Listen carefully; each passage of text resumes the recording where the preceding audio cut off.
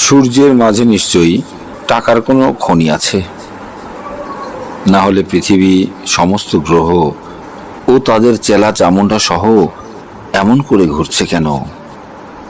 Nebula আর গ্যালাক্সিতে নিশ্চয়ই আছে স্বর্ণ, রৌপ্য, ইউরেনিয়াম, প্লাটিনামের সংগ্রহশালা।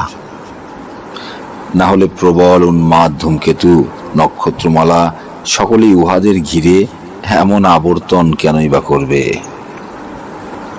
এই মহাজগতে যারাই কারো পিছু নিয়েছে, হয় অর্থে নয় স্বার্থে, নিশ্চয়ই মূল্যবান ধাতুতে, জ্বালানিতে, ফসিলে লালায়িত হয়ে, নতুবা আপন অস্তিত্ব বিনাশের আতঙ্ক বুকে লয়ে।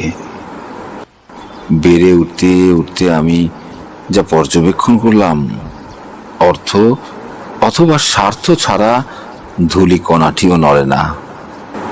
সেখানে এত বড় পৃথিবী সূর্যের চারপাশে এমনিতেই ঘুরিতেছে। বুঝিলাম পৃথিবী স্বার্থপর, আলোর লোভে অন্ধকারের আতঙ্ক বুকে করে ঘুরিতেছে সে। আর এভাবে ঘুরতে থাকে পৃথিবী কাল থেকে কালান্তরে। সে পৃথিবীর মানুষ তাই এর থেকে ভালো হবে কি করে?